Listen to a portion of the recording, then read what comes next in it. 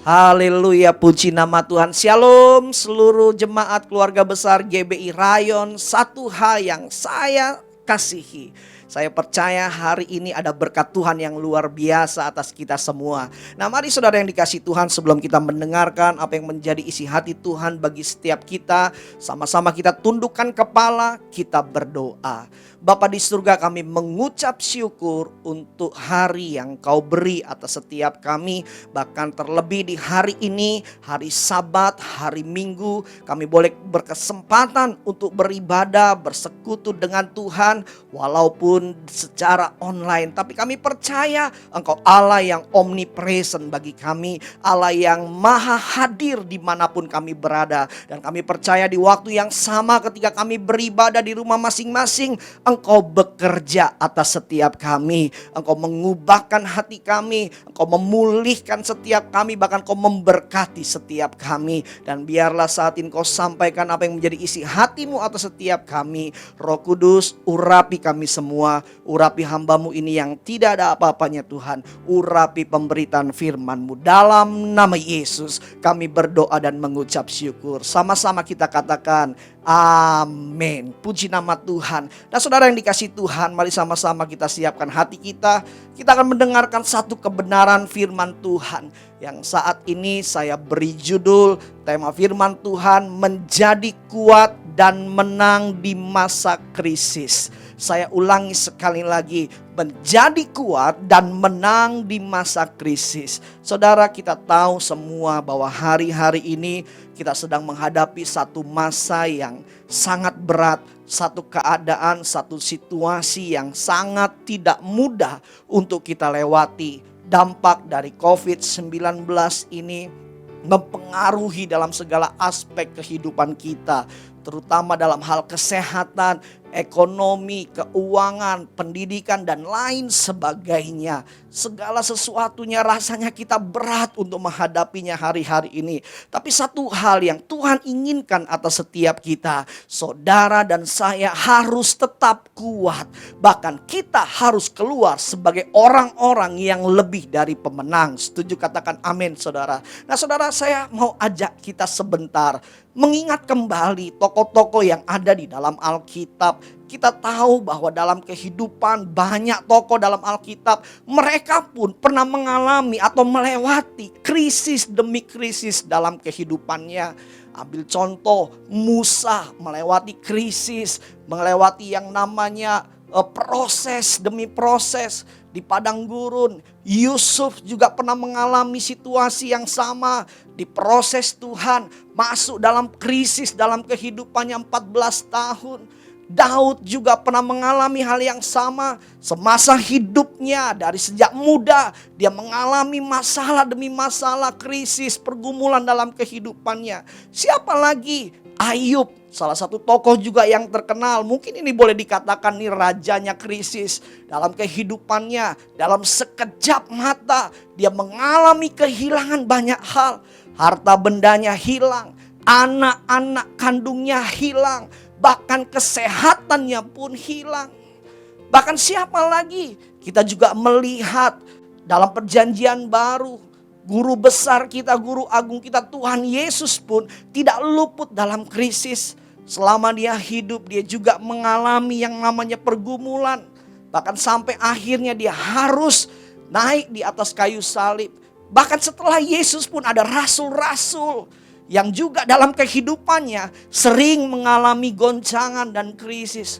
Bahkan rata-rata hampir semua rasul, mereka mati dalam keadaan martir saudara. Tapi yang luar biasa dari kehidupan mereka semua, ketika mereka menghadapi satu krisis, menghadapi satu pergumulan, goncangan yang besar, mereka tetap kuat dan selalu keluar sebagai pemenang. Nah, saya terlalu yakin dan percaya, saudara dan saya, kita juga pasti bisa kuat dan keluar sebagai pemenang karena kita diberikan roh yang sama dari Tuhan. Nah, saudara yang dikasihi Tuhan, bagaimana dalam kehidupan kita hari-hari ini, di tengah-tengah krisis, di tengah-tengah goncangan, kita bisa menjadi orang yang tetap kuat dan menang dalam melewatinya. Hal yang pertama yang Tuhan ingin sampaikan kepada kita semua, untuk kita bisa menjadi kuat dan menang dalam masa krisis. Yang pertama, kita harus memperhatikan apa yang di dalam diri kita, bukan yang di luar.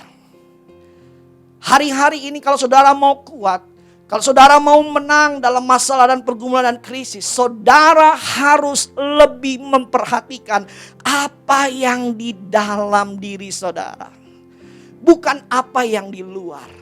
Bicara yang di dalam itu bicara kehidupan rohani kita. Sesuatu yang tidak terlihat tapi sangat berdampak. Bicara yang di dalam itu bicara kehidupan iman kita. Karena saya percaya saudara, apa yang di dalam itu sangat mempengaruhi yang di luar. Yang di dalam itu mengontrol yang di luar. Waktu saudara dalam kehidupanmu di dalamnya kuat, rohanimu kuat, imanmu kuat, maka saudara mampu mengontrol situasi keadaan yang di luar.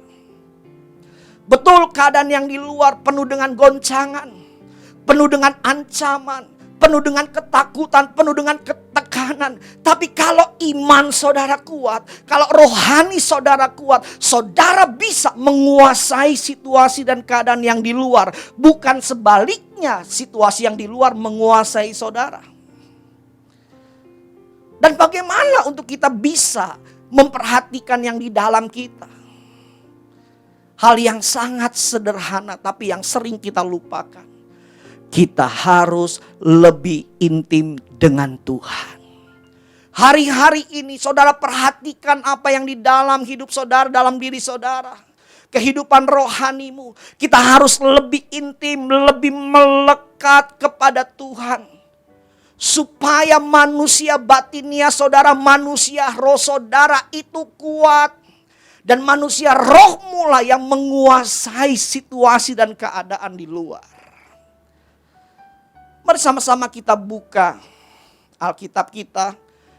Yesaya 40 ayat yang ke-31. Tetapi orang-orang yang menanti-nantikan Tuhan mendapat kekuatan baru. Mereka seumpama Raja Wali yang naik terbang dengan kekuatan sayapnya.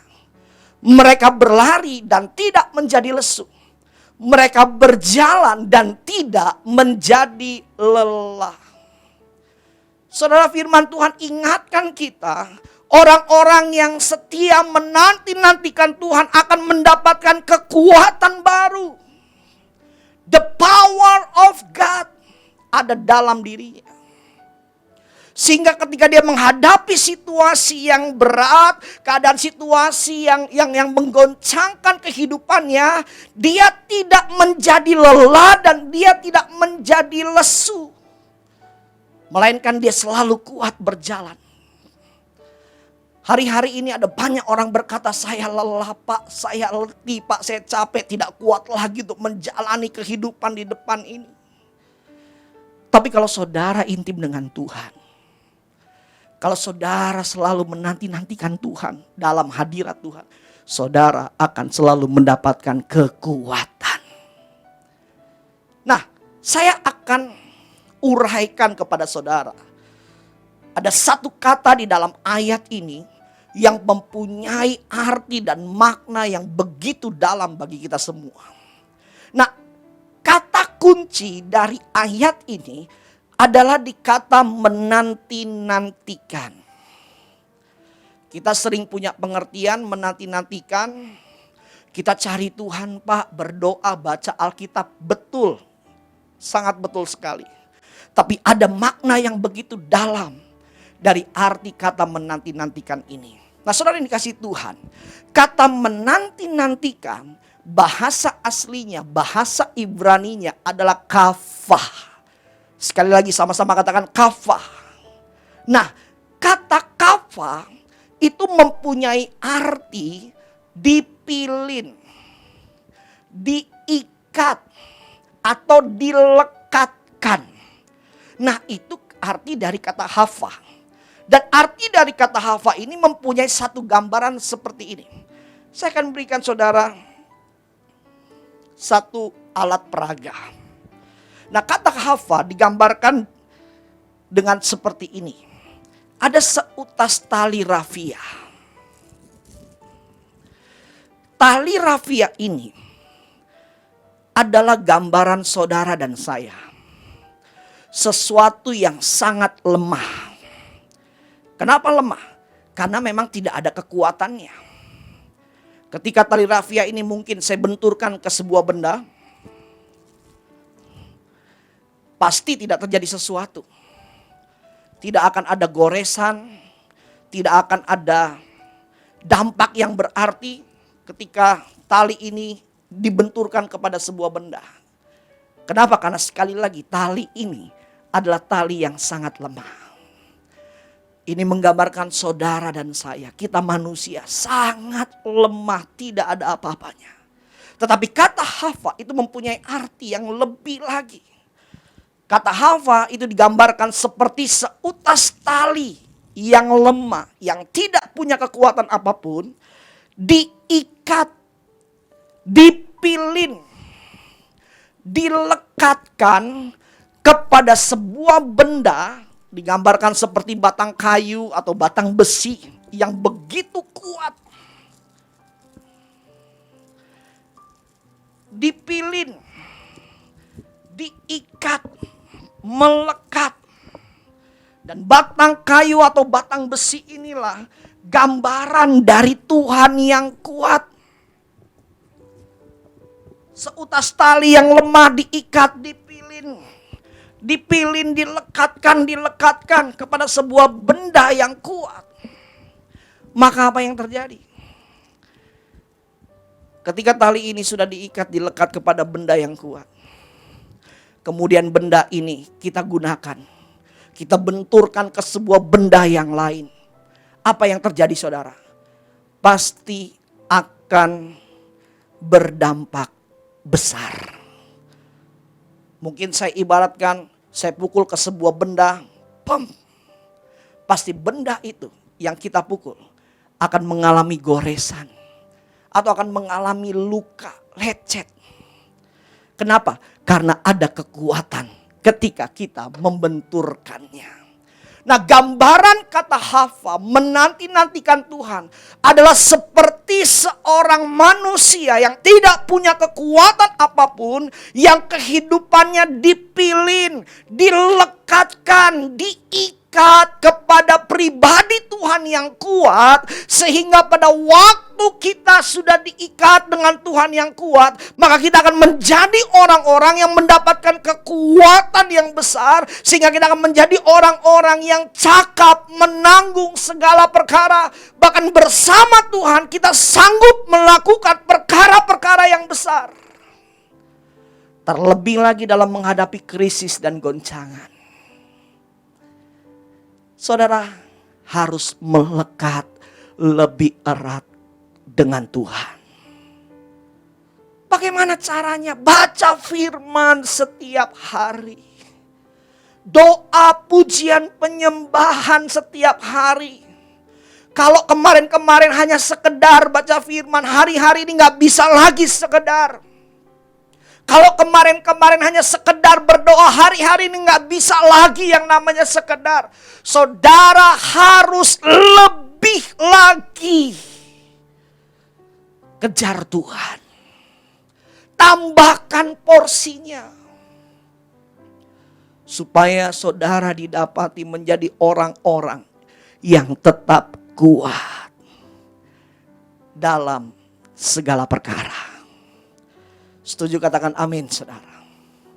Mari saya ajak kita, keluarga-keluarga, suami-suami, istri-istri, anak-anak, lebih lagi memperhatikan kehidupan rohani saudara. Ingat baik-baik saudara, manusia itu terdiri dari 3 bagian, tubuh, jiwa, dan roh. Dan yang mempengaruhi tubuh dan jiwa adalah roh. Rohani saudara. Saudara harus lebih kuat rohnya. Jangan perhatikan yang lain yang di luar. Bukannya kita gak boleh perhatikan tubuh, jiwa kita boleh. Tapi porsi rohnya harus lebih besar hari-hari ini. Tapi ada juga tuh orang yang suka berkata, aduh Pak Pendeta, gimana ya Pak Pendeta, saya ini kalau lagi stres Pak, kalau lagi ada tekanan, saya larinya ke makanan tuh Pak. Ada tuh orang-orang yang model begitu saudara. Lagi stres larinya ke makanan, nah iya tuh. Akibatnya apa? Ya itu. Orang yang model seperti itu, yang stres larinya ke makanan, badannya jadi montok, jiwanya jadi mentok, rohnya, imannya rontok. Sehingga apa? Mudah tergoyahkan, mudah menjadi lemah. Ayo, saya ajak saudara semua, lebih lagi baca firman, lebih lagi doa, pujian, dan penyembahan. Orang-orang yang menanti-nantikan Tuhan, melekat kepada Tuhan, akan selalu mendapatkan kekuatan yang baru. Seringkali ada orang yang suka datang sama saya, minta didoakan karena keadaan yang berat. Berkata, aduh Pak Pendeta, saya gak kuat nih Pak Pendeta. Aduh rasanya udah mau nyerah aja deh Pak Pendeta. Sebelum saya doakan orang ini, saya selalu berkata di depan, Pak, Bu, maaf saya mau tanya. Ibu rajin baca Alkitab gak? Bapak rajin doa gak? Dan rata-rata mereka berkata, enggak Pak. Dan itulah kunci di mana orang-orang akan mudah mengalami yang namanya kelemahan, ketidakberdayaan. Nah lalu yang kedua saudara, untuk kita bisa menjadi kuat dan menang di masa krisis.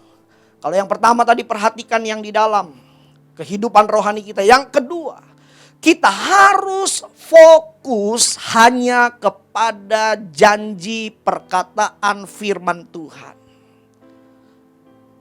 Saudara jangan fokus dengan yang lain, tapi fokus kepada perkataan firman Tuhan. Karena perkataan firman Tuhan itu mengandung janji Tuhan. Dan janji Tuhan adalah ya dan amin, tidak pernah diingkari.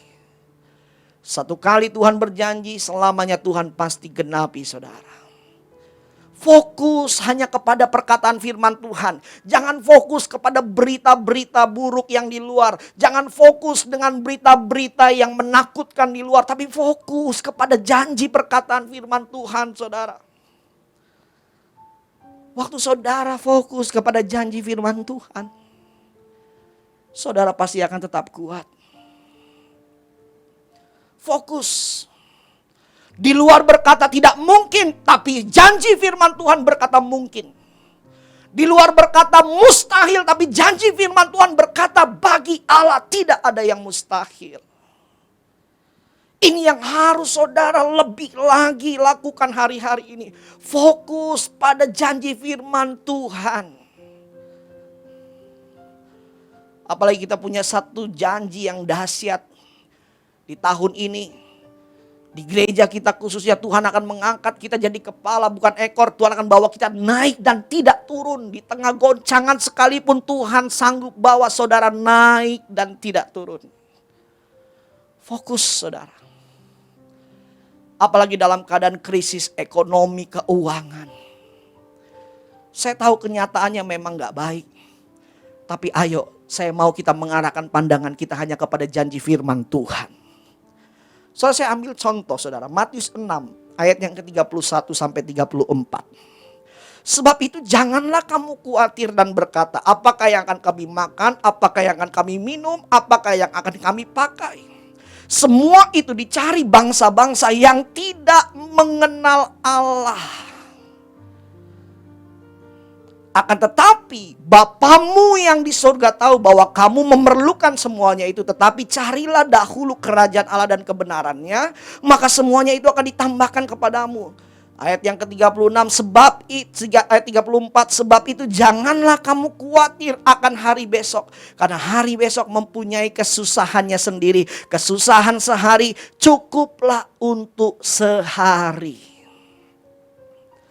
Saudara Alkitab berkata, Tuhan janji jangan kamu khawatir apa yang kamu makan, kamu minum. Cari dahulu kerajaan Allah dan kebenaran, semuanya akan ditambah-tambahkan kepadamu.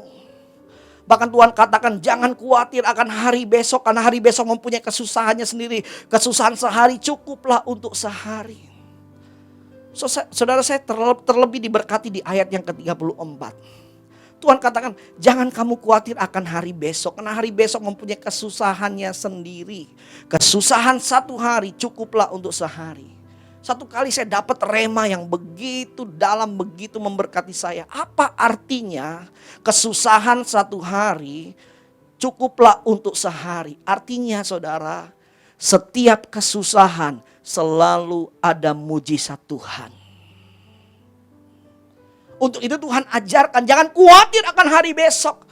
Kalau hari besok engkau susah, hari besok pun sudah ada mujizat Tuhan tersendiri.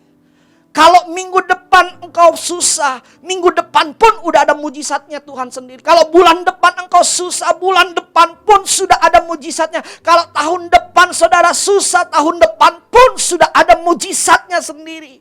Dalam setiap kesusahan, anak-anak Tuhan selalu disertai dengan mujizat Tuhan. Untuk itulah Tuhan berkata jangan khawatir akan hari besok. Apa yang kamu makan, minum, dan pakai. Saudara dengar baik-baik, kita punya Tuhan Alfa dan Omega. Awal dan akhir. Amin. Ayo fokus hanya kepada janji firman Tuhan. Saya ambil contoh satu lagi saudara dalam Alkitab. Dalam Bilangan pasal yang ke-13. Ayat yang kedua. Kisah 12 pengintai. Pada waktu itu Musa mendapatkan pesan Tuhan. Suruhlah beberapa orang mengintai tanah Kanaan yang akan kuberikan kepada orang Israel. Dari setiap suku nenek moyang mereka. Haruslah kau suruh seorang, semuanya pemimpin-pemimpin di antara mereka. Perhatikan perkataan Tuhan, dikatakan yang akan kuberikan kepada orang Israel. Jadi waktu Tuhan beri perintah, Tuhan juga kasih janji pada waktu itu. Tuhan perintahkan Musa kirim 12 orang untuk mengintai tanah perjanjian, tanah Kanaan yang limpah susu dan madu yang akan kuberikan kepadamu. Kemudian dibentuklah 12 orang, mereka mengintai ke tanah Kanaan. Tapi apa yang terjadi saudara? Setelah mereka kembali memberikan laporan kepada Musa dan Harun, ada dua kelompok yang melaporkan dengan cara pandang yang berbeda. Kelompok pertama, kelompok 10 orang melaporkan dengan ketakutan, dengan kekhawatiran. Tapi kelompok yang kedua, 2 orang, yaitu Yosua dan Kaleb. Mereka melaporkan dengan penuh iman dan percaya dan keberanian. Mereka berkata, Yosua dan Kaleb, Musa benar, memang di dalam sana banyak orang-orang yang menakutkan, tingginya besar seperti raksasa. Tapi jangan takut, karena Tuhan sudah berjanji, Tuhan akan berikan tanah itu kepada kita, pasti kita bisa masuk ke dalam. Dan pada akhirnya, yang berhasil masuk ke tanah perjanjian, yang 10 atau yang 2? Yang 2 orang saudara. Saudara, kalau hari-hari ini di tengah krisis, saudara fokus kepada janji Tuhan. Saudaralah orang-orang yang akan menemukan janji Tuhan itu digenapi dalam hidup saudara. Mujizat Tuhan terjadi di tengah-tengah krisis dalam hidup saudara. Amin. Lalu yang ketiga, yang terakhir. Bagaimana untuk kita bisa menjadi kuat dan menang di masa-masa yang krisis. Yang pertama tadi, perhatikan kehidupan yang di dalam. Rohanimu, imanmu, keintimanmu dengan Tuhan. Yang kedua, fokus kepada janji firman Tuhan, perkataan Tuhan. Dan yang ketiga, untuk bisa menjadi kuat dan menang, kita harus mengubah cara pandang kita terhadap masalah dan krisis. Saudara jangan punya pandangan yang negatif terhadap krisis dan goncangan dan masalah. Kenapa? Karena cara pandangmu menentukan responmu. Tapi kita harus ubah. Krisis atau masalah goncangan bukan suatu kerugian buat kita, melainkan sebuah keuntungan buat kita, saudara. Waktu cara pandang saudara berubah, maka respon saudara pun pasti berubah. Waktu respon saudara berubah, maka tindakanmu pun pasti berubah. Roma 8 ayat yang ke-28, kita tahu sekarang bahwa Allah turut bekerja dalam segala sesuatu untuk mendatangkan kebaikan bagi mereka yang mengasihi Dia. Yaitu bagi mereka yang terpanggil sesuai dengan rencana Allah. Garis bawahi perkataan mendatangkan kebaikan. Saudara, segala sesuatu yang terjadi selalu mendatangkan kebaikan Tuhan dalam kehidupan kita. Tuhan tidak pernah berjanji segala sesuatunya baik dalam hidup kita. Kenapa? Karena kita punya Tuhan yang sanggup mengubah yang tidak baik menjadi baik. Ayo kita ubah cara pandang kita. Hari-hari ini di tengah-tengah krisis, tengah-tengah goncangan, ini sebagai keuntungan bagi kita. Kita melihat dengan mata kepala kita sendiri, bahkan kita mengalami kita yang tadinya jauh dari Tuhan jadi dekat dengan Tuhan. Suami-suami yang jarang doa jadi suka doa. Istri-istri yang gak pernah cari Tuhan jadi sering cari Tuhan. Bersekutu itu baik. Bahkan kita melihat ada pertolongan demi pertolongan, keajaiban demi keajaiban Tuhan di masa-masa sulit, masa-masa sukar hari-hari ini. Dan itu baik buat kita semua. Dan saya mau kasih tahu buat setiap kita, di tengah-tengah menghadapi krisis dan goncangan, respon kita menentukan untuk kita bisa tetap menang dan meraih janji Tuhan. Saya tutup dengan satu kesaksian, saudara. Ketika awal-awal PSBB, sekitar bulan Maret, ada salah satu rekan pelayanan saya, seorang ibu. Dia seorang pendoa dan dia juga seorang pengusaha.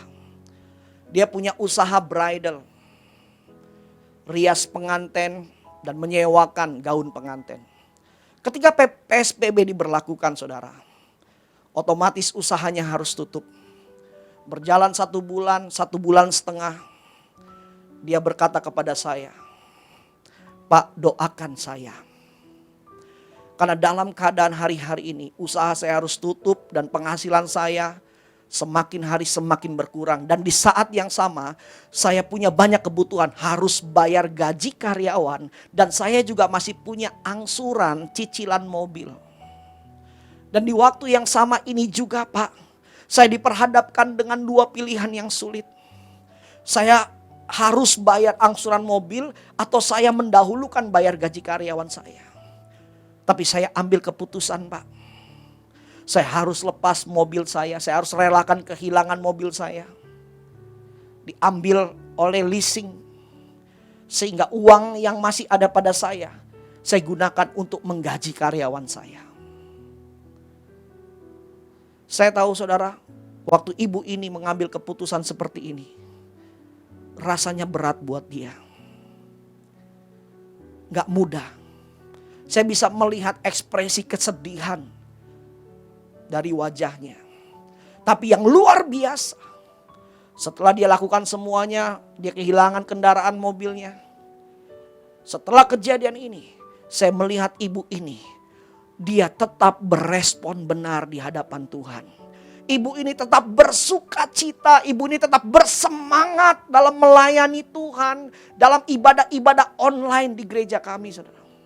Bahkan ibu ini gak pernah absen ikut yang namanya kubu doa online, doa pagi online, kul online, ibadah raya online, apalagi. Semakin bersemangat. Kenapa yang terjadi, saudara? Sekitar bulan Juli akhir, ketika PSBB mulai dilonggarkan, usahanya mulai berjalan kembali. Saya menyaksikan dengan mata kepala saya sendiri bagaimana berkat-berkat Tuhan dikembalikan Tuhan, bahkan melimpah-limpah. Dia kebanjiran order, pesanan demi pesanan, saudara, gaun pengantin. Dan yang luar biasa, kemuliaan Tuhan dinyatakan atas ibu ini. Saudara, saya ingatkan buat setiap kita, miliki respon yang benar di tengah-tengah krisis. Karena respon kita menentukan cepat atau lambatnya mujizat datang dalam hidup kita. Bahkan jadi atau tidak jadinya mujizat digenapi dalam hidup kita. Kalau respon saudara benar, di tengah krisis saudara tetap bersuka cita, tetap bersemangat, tetap mengucap syukur. mencari Tuhan, melayani Tuhan, maka mujizat terjadi dalam hidup saudara. Tapi kalau sebaliknya engkau punya respon yang tidak benar, marah-marah, mengeluh, menggerutu, bahkan maaf, emosi, saling menyalahkan satu dengan yang lain. Istri menyalahkan suami, suami menyalahkan istri, orang tua salahkan anak, anak salahkan orang tua. Saudara gak akan bisa mengalami janji berkat Tuhan.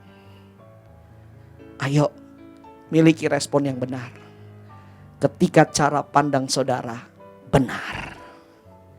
Amin. Mari kita tundukkan kepala. Kita berdoa. Ora labasyanda labatakara. Ora labasyanda labatakara labasiri. Hina labasyanda labatakara labara labara labasyanda labatakara labara laba. Biar kasih-Mu turun atas kami hari ini Tuhan. Kasih-Mu melawat anak-anak-Mu yang ada di rumah-rumah ya Tuhan. Kasih-Mu melawat keluarga-keluarga ya Tuhan. Suami-suami, istri-istri, anak-anak Tuhan. Mengalir kasih Tuhan. Bangkitkan setiap kami ya Tuhan. Keluarga-keluarga Tuhan. Bangkitkan ya Tuhan. Bangkitkan Tuhan. Di cabang-cabang yang ada di kota-kota, di daerah-daerah. Bangkitkan kami dalam nama Tuhan Yesus. Jadikan kami orang-orang yang kuat dan menang di tengah-tengah krisis yang kami hadapi ya Tuhan. Dan biarlah kami juga boleh meresponi firman-Mu pagi ini, hari ini ya Tuhan. Biarlah kami hari-hari ini dalam menghadapi krisis, kami lebih lagi memperhatikan apa yang ada di dalam hidup kami. Yang tidak terlihat tapi berdampak kehidupan rohani kami, manusia batinia kami. Buat kami semakin hari ini semakin intim melekat dengan Tuhan. Dan buat kami juga menjadi orang-orang yang hanya fokus kepada janji perkataan firman Tuhan. Bukan fokus kepada bencana atau kepada masalah dan krisis. Dan jadikan kami juga orang-orang yang memiliki cara pandang yang berbeda terhadap krisis. Kami mau katakan krisis bukan suatu kerugian bagi kami. Melainkan suatu keuntungan bagi kami. Karena di dalam krisis Allah turut bekerja untuk mendatangkan kebaikan bagi kami. Sehingga kami boleh berespon yang benar di masa-masa sulit sekalipun. Terima kasih Tuhan. Engkau memberkati anak-anak-Mu dimanapun kami berada. Suami-suami diberkati, istri, anak-anak diberkati. Usaha kami diberkati dalam nama Yesus. Pekerjaan kami diberkati dalam nama Yesus. Studi kami diberkati dalam nama Tuhan Yesus. Yang sakit terima mujizat Tuhan saat ini disembuhkan dalam nama Tuhan Yesus. Pintu mujizat terbuka bagi kami semua. Terima kasih ya Tuhan, terima kasih. Kami bersyukur untuk firman-Mu hari ini. Di dalam nama Tuhan Yesus kami berdoa dan mengucap syukur. Kita yang diberkati Tuhan sama-sama katakan amin. Selamat hari Minggu. Tuhan Yesus memberkati. Mazmur 91 ayat 1 sampai dengan 16. Demikian firman Tuhan dalam lindungan Allah. 1. Orang yang duduk dalam lindungan yang maha tinggi dan bermalam dalam naungan yang maha kuasa. 2. Akan berkata kepada Tuhan, tempat perlindunganku dan kubu pertahananku, Allahku yang kupercayai. 3. Sungguh dialah yang akan melepaskan engkau dari jerat penangkap burung, dari penyakit sampar yang busuk. 4. Dengan kepaknya ia akan menuduhi engkau, di bawah sayapnya engkau akan berlindung, kesetiaannya ialah perisai dan pagar tembok. 5. Engkau tak usah takut terhadap kedahsyatan malam, terhadap panah yang terbang di waktu siang. 6. Terhadap penyakit sampar yang berjalan di dalam gelap, terhadap penyakit menular yang mengamuk di waktu petang. 7. Walau 1,000 orang rebah di sisimu dan 10,000 di sebelah kananmu, tetapi itu tidak akan menimpamu. 8. Engkau hanya menontonnya dengan matamu sendiri dan melihat pembalasan terhadap orang-orang fasik. 9. Sebab Tuhan ialah tempat perlindunganmu, yang maha tinggi telah kau buat tempat perteduhanmu. 10. Malapetaka tidak akan menimpa kamu, dan tulah tidak akan mendekat kepada kemahmu. 11. Sebab malaikat-malaikat yang akan diperintahkannya kepadamu untuk menjaga engkau di segala jalanmu. 12. Mereka akan menatang engkau di atas tangannya, supaya kakimu jangan terantuk kepada batu. 13. Singa dan ular tedung akan kau langkahi. Engkau akan menginjak anak singa dan ular naga. 14. Sungguh hatinya melekat kepadaku, maka aku akan meluputkannya. Aku akan membentenginya, sebab ia mengenal namaku. 15. Bila ia berseru kepadaku, aku akan menjawab. Aku akan menyertai dia dalam kesesakan. Aku akan meluputkannya dan memuliakannya. 16. Dengan panjang umur akan kukenyangkan dia, dan akan kuperlihatkan kepadanya keselamatan daripadaku. Amin. Mari kita masuk dalam doa syafaat. Sungguh Bapa, hanya dekat padamu hati kami tenang. Engkaulah perteduhan kami, Engkaulah tempat persembunyian kami, ya Allahku. Sungguh Engkau gunung batu kami, tempat kami bersandar, ya Abah. Tempat kami berbaring, beristirahat di dalam perteduhan kasih-Mu. Tempat kami mencari wajah-Mu, dan kami mendapatkannya, bahkan kami merasakan kasih-Mu, ya Abah. Terima kasih Bapa untuk perlindungan-Mu di sepanjang hari dalam kehidupan kami. Kami dalam memasuki bulan September Tuhan, di pada tanggal minggu yang ketiga, keempat ini Bapa, kasih-Mu tetap kami rasakan, perlindungan-Mu tetap ada melingkupi kami, bahkan kami dan seisi keluarga kami. Kau jagai siang dan malam. Engkau Allah yang menjagai keluar masuk kami. Engkau Allah yang melindungi kami. Engkau Allah yang membela kami. Terima kasih Bapa. Sungguh Engkau baik dan sangat baik, teramat baik bagi kami. Sungguh kasih dan perlindungan-Mu nyata bagi kami. Terima kasih Bapa. Terima kasih Tuhan Yesus. Terus Tuhan pelengkapi gereja-Mu di akhir zaman ini. Pelengkapi gereja-Mu dengan urapan kuasa Roh Kudus-Mu di akhir zaman ini. Pentakosta ketiga yang Kau janjikan bagi gereja-Mu terjadi, tercurah dengan dahsyat dan lebat, ya Bapa. Hujan awal dan hujan akhir, urapan kuasa Roh Kudus-Mu terjadi atas gereja-Mu, memperlengkapi gereja-Mu di akhir zaman ini, sehingga gereja-Mu mempunyai kuasa untuk memperoleh kemenangan, kuasa untuk memperoleh kebangkitan-Mu, kuasa untuk memperoleh tanda-tanda ajaib-Mu, kuasa untuk memperoleh kasih karunia-Mu, ya Abah, untuk melakukan perbuatan-perbuatan-Mu yang ajaib, ya Tuhan Yesus. Sebagaimana Engkau telah hidup selama di muka bumi ini, itu yang kami perbuat, itu yang kami lakukan. Kami hidup sebagai pemenang yang lebih daripada pemenang, untuk melakukan kebenaran firman-Mu, untuk melakukan apa yang telah Kau berbuat selama Kau ada di muka bumi ini, oleh urapan kuasa Roh Kudus yang telah tercurah atas gereja-Mu, yang telah menguasai kehidupan kami, yang telah menjadikan tubuh kami ini bukannya kami lagi, melainkan Kristus yang hidup dari dalam kehidupan kami. Karena terang Kristus telah terbit atas gerejanya, gereja yang telah bangkit, dibangkitkan dalam kemuliaan Yesus Kristus. Oh, terima kasih untuk menjadi saksi-saksi-Mu, untuk menjadi garam dan terang bagi dunia ini. Apapun yang terjadi di sekeliling kami, ya Bapa, walau 1,000 orang lebah di sisi kami dan 10,000 di sebelah kanan kami, tapi Engkau tetap Allah yang menuntun kami, yang menegakkan kepala kami, menghadapi setiap lawan-lawan kami, menghadapi setiap musuh-musuh kami, menghadapi setiap permasalahan kehidupan kami. Karena kami percaya ada Roh Allah yang ada dalam kehidupan kami, yang lebih besar kuasanya dari setiap permasalahan kehidupan kami.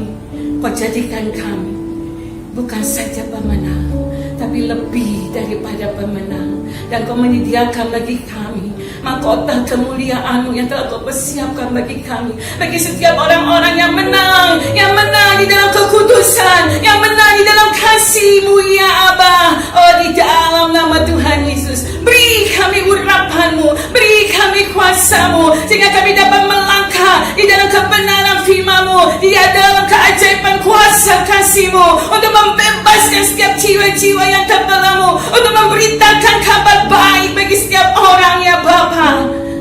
Dan pada saat kami menumpangkan tangan pada orang sakit, orang itu akan sembuh di dalam nama-Mu Tuhan Yesus. Oh, terpuji nama-Mu Tuhan. Ini adalah tahun Pre-Allen Tuhan. Berfirmanlah kepada kami, dan mau menjadikan telinga kami telinga seorang murid, dan lidah bibir kami lidah seorang murid yang memperkatakan apa yang Kau perkatakan Tuhan, sesuai dengan firman-Mu, sesuai dengan kebenaran-Mu, sesuai dengan kasih-Mu Tuhan Yesus. Oleh urapan kuasa Roh Kudus kami dimampukan untuk memperkatakan kebenaran, kedahsyatan kuasa firman-Mu, sehingga banyak jiwa-jiwa yang mendengar dan mereka diselamatkan.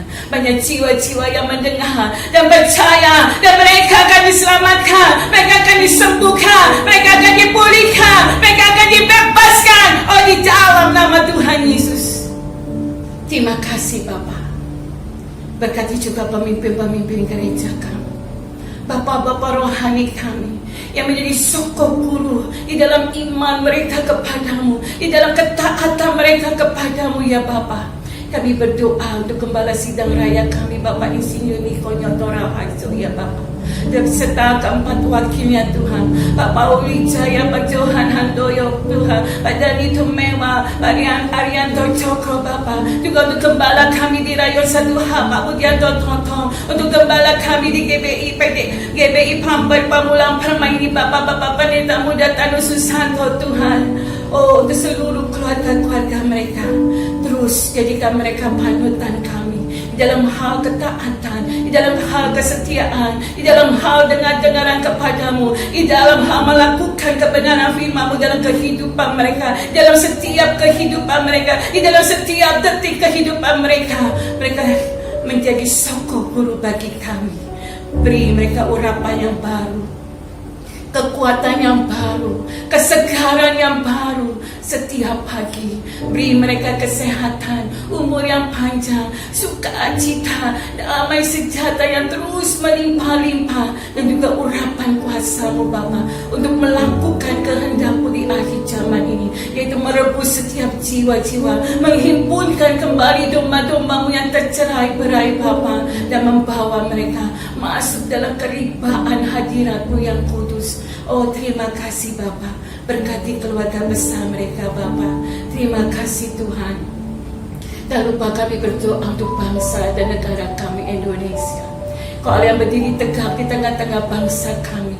Kau yang menegakkan kebenaran dan keadilan-Mu bagi bangsa ini Bapa, sehingga salam-Mu ada bagi bangsa kami, damai sejahtera-Mu ada bagi bangsa ini, dan bangsa kami Indonesia menang melawan COVID-19, menang melawan resesi ekonomi. Bangsa Indonesia diberkati dalam damai sejahtera Allah, di dalam ketenangan, di dalam kedamaian, oh, di dalam nama Tuhan Yesus.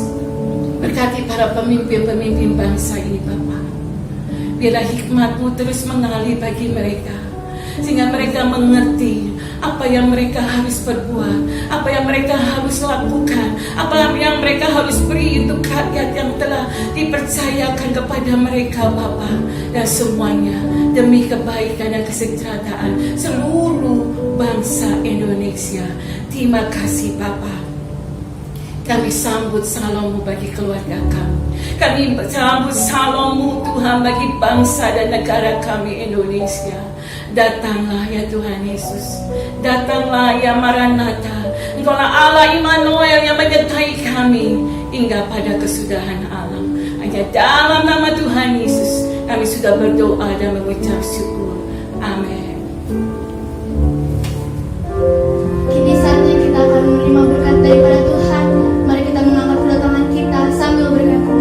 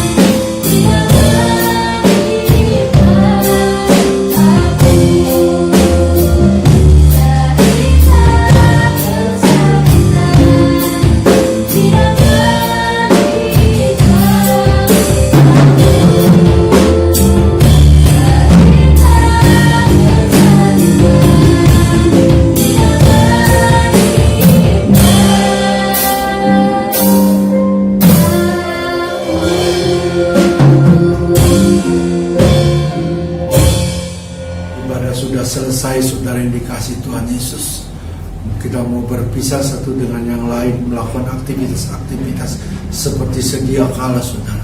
Sebelum kita berpisah, angkat tanganmu, arahkan hati pikiranmu kepada Tuhan Yesus dengan segala kebaikan-kebaikannya. Terimalah berkat yang berlimpah-limpah, kasih, sukacita, damai, sejahtera dari Allah melalui anaknya yang tunggal, yaitu Tuhan Yesus Kristus. Persekutuan yang manis dengan Roh Kudus menyertai kita semua sampai Maranatha, Tuhan Yesus datang menjemput kita semua di awan-awan yang permai, bahkan kekal selama-lamanya. Semua yang percaya diberkati Tuhan berlimpah-limpah. Mari sama-sama katakan amin. Tuhan Yesus memberkati berlimpah-limpah.